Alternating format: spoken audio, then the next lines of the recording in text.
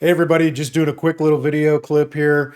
It's pretty wild. It comes from, I think, June of 2023 is when this occurred. It's going to be Los Angeles, and the deputy involved is a Los Angeles County Sheriff's deputy. What they did was they observed a vehicle doing donuts in the intersection.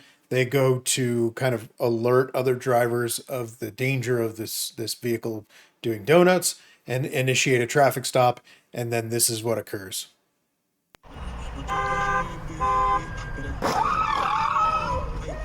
The vehicle plows into the deputy. This is being recorded by I believe, security guard.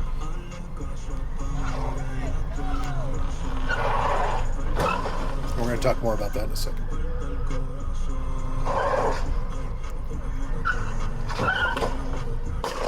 Now shots from the officer, and then additional shots are going to be coming out. Oh, fuck.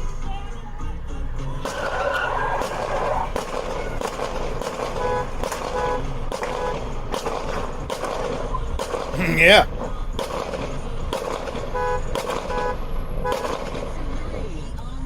Not done. Not done.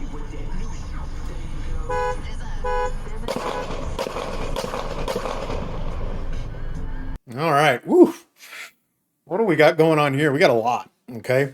So we have initially the first strike, and then we have follow up, a very intentional ramming of a police car.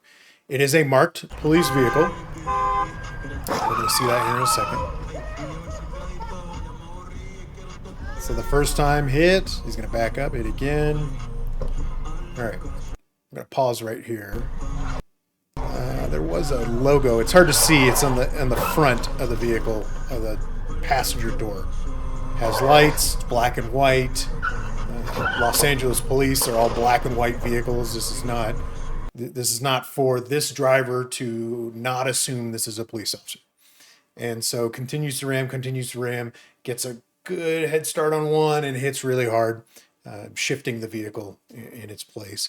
And so we have a few things to kind of think about here. Okay. Number one, can we shoot into moving vehicles?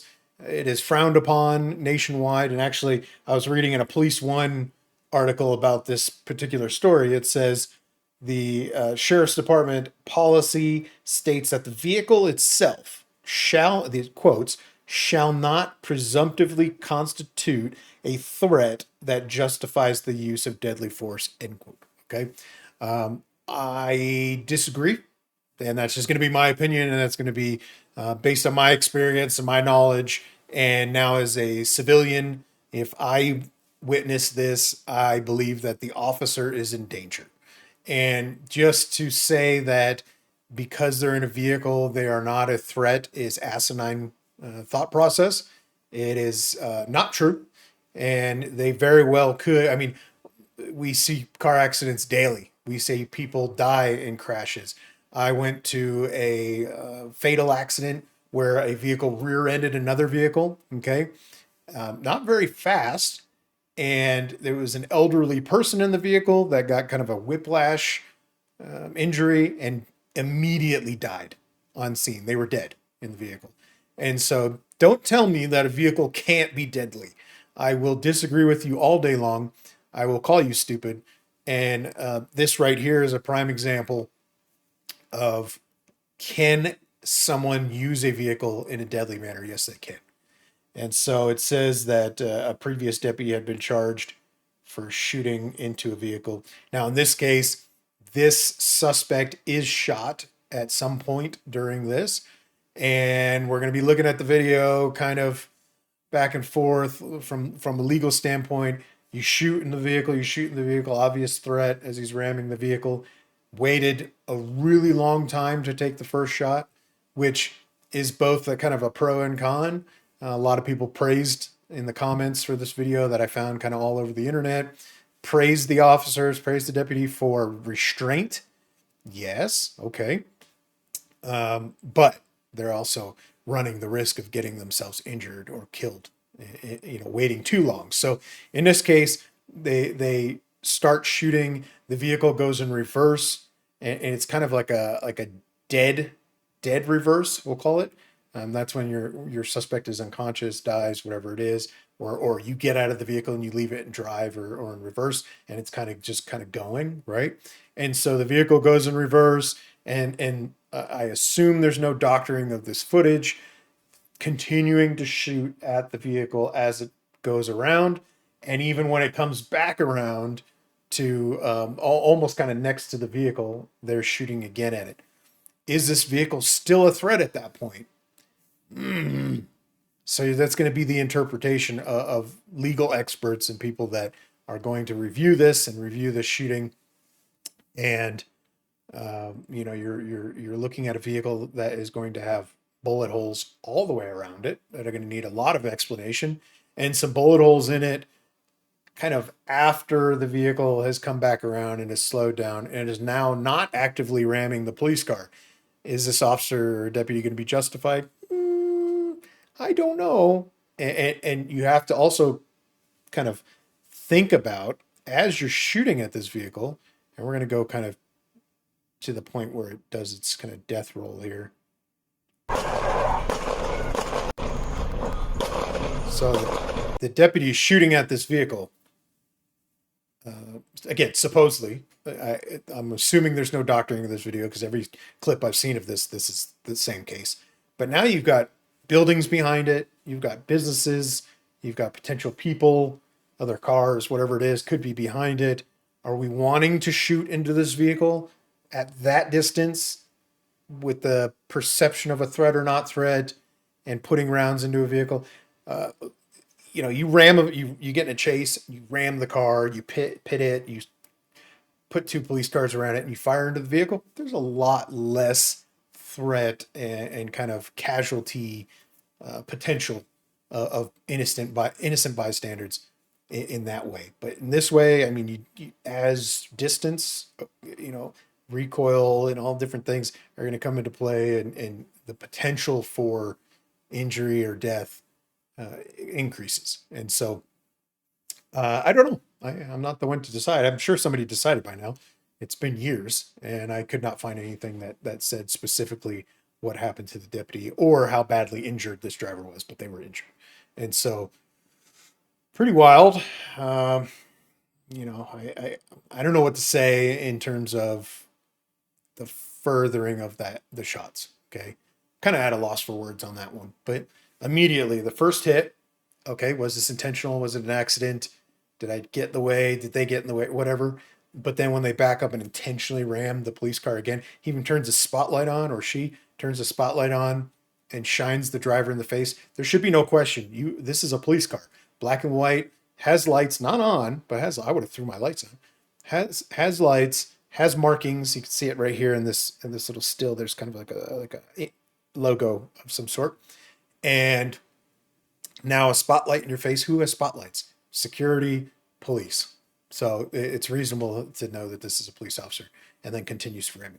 Now, one other thing I wanted to touch on, because this is a military law enforcement and security podcast and channel. This person recording, it was said, was part of a security force company. Now, is that a armed security company? I don't know. And so let's just assume, for shits and giggles and discussion purposes, that this is an armed guard. Okay. So now the armed guard is viewing this situation, viewing this vehicle back up, ram, back up, ram, back up, ram. Can this security guard intervene? Can they utilize their vehicle to block or prevent or disable suspect from furthering, the attack on the officer? Can they pull out their firearm and utilize it? Now, California has some wild laws when it comes to guns that you may be a little more screwed or scrutinized than some of the other states. But can this security guard intervene? Yes, to a point. So ramming the police officer, if they assume or presume that the person is threatening the officer with deadly force or serious bodily injury, so serious bodily injury or death, can they intervene? Yes, they can do that for anybody. So security guard at Apple store Somebody comes in, starts stabbing one of the customers. Can they shoot this person? Yes. Okay. The perception of serious bodily injury or death is there, and so they can intervene. Can they intervene in this? Potentially. Okay. Again, the ramming of the vehicle, to me, in my opinion, is deadly force. To the department in terms of their policy, maybe not. To the state, to legal experts, to the courts, to everybody else, maybe not. Okay, but my personal opinion, if I saw, let's say, the officer was out of the car getting rammed, or someone was trying to run over them, I'm thinking deadly force, serious bodily injury, or death. That is a potential there. Officers out of the car, laying on the ground, suspect is on top of them and pummeling them in the face. I'm thinking potential for injury and potentially death, depending on what they're doing to this officer. I'm going to intervene as a citizen. I might grab the guy, pull him off. I might punch him. I might try to restrain him. If it's serious enough, it looks like they're trying to kill this officer, they may be going for their gun, whatever it is, I may, as an armed citizen, intervene. And so think about that, everybody. In the future, if you're security and you're operating out in the world and you see something like this, I spend a lot of my time, downtime, sitting and thinking about different scenarios of what I would do. And watching these videos obviously kind of kickstarts that thought process in my head. And so I'm able to wonder, how would I do that? And I get to also, based on my experiences and time in law enforcement, look at this scenario and go, what would I do if I was that officer? And so there you have it.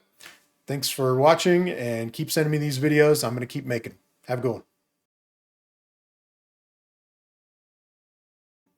Hey everybody, bonus clip here. I was doing the editing for this video, and I was looking into the actual California law because I'm not from California. I'm not a lawyer. I'm not a legal expert. I never said I was, and I never will say I am. But I just did some Googling, some searching on California law just to kind of see what the thought process is with vehicles. Now, we talked about the actual department policy. I read that from the Police One article. But looking at California law as it stands, can a vehicle be counted as a deadly force instrument? Yes, it can, says California. And it says that Assembly Bill 392 allows police to use deadly force only when necessary to defend against an imminent threat of death or serious bodily injury. Okay. And so in this particular incident, this vehicle, hitting this officer, is it reasonable to assume that there is a threat of death or serious bodily injury? The first time, maybe not. The second, third, absolutely. And then obviously there's going to be the determination later of the backing, and whether that's justified or not is going to be solely up to the department, the state, the attorneys, the courts, whatever it is, whoever is kind of involved in the process of breaking down the officer involved shooting and determining charges or not. So I just wanted to touch on that real quick. There are some state laws. AB 392, Penal Code 835A also talks about deadly force as any use of force creating a substantial risk of death or serious injury, and emphasizes an officer's reasonable belief that it's necessary. And then we look at DOJ policy, which came into play with the ICE Minnesota shooting, that DOJ, while all encompassing kind of as some recommendations for departments and states and things like that, it's stated in that the policy that they abide by is, can you get out of the way? Do you have any other options? Is this your last option? And is the imminent threat of serious bodily injury or death there? Does it exist? And so in this case, this is there potential for serious bodily injury or death? Absolutely. And the third party person, the citizen observing this, can they come to the same kind of determination? Possibly. And I'm not saying, again, disclaimer, I'm not saying we all go out there and intervene with law enforcement matters. We take matters in our own hands. I'm not saying any of that. Okay. I don't recommend that stuff on the podcast and I don't in the channel. And I don't want you to think that you are justified, that you are able to go out there and intervene and get involved in this type of stuff. You are going to have to make that determination on your own. So as a third party observer looking at this video, you know, if you were the person recording, you are going to have to decide, are you legally authorized or at least allowed to intervene based on your local kind of standards, your local laws, regulations, different things. And it may even differ for a citizen versus a security guard versus police officer. They may all be different standards. And so it's up to you to know what those laws are. And so when I talked about some examples of, you know, officer getting beat on the ground, you know, and different things going on, I personally can think about my laws here where I live and how I would intervene if I would intervene at all. I may be a good witness, and this security guard was the best witness possible because they were able to observe, record, and then provide the recording, you know, as a means of evidence. And so maybe the best option in situations like this and others, you know, shootings and chases and officer getting beat and whatever, may be just to observe. I'm not going to tell you one way or the other. So that's the disclaimer. That's the little bonus I wanted to add at the end of this, and just to make things clear so we don't overstep and we don't do something that is not legal. Okay, that's up to you. So you investigate your laws, know how it applies, think about that as you go about your day to day, whether you're a security guard or not. Just as a civilian, what would I do if somebody came into this restaurant and tried to rob it? What would I do if I'm driving down the road and somebody pulls up next to me and points a gun at me? What would I do in different scenarios? Run through those and come up with, based on your legal allowances, what your statutes are, in municipal, county, state, you know, and even federal possibly. What do these laws allow me to do and not allow me to do, and come up with your own determination. Anyway, thanks for watching. I'll keep making these videos. You keep sending them to me.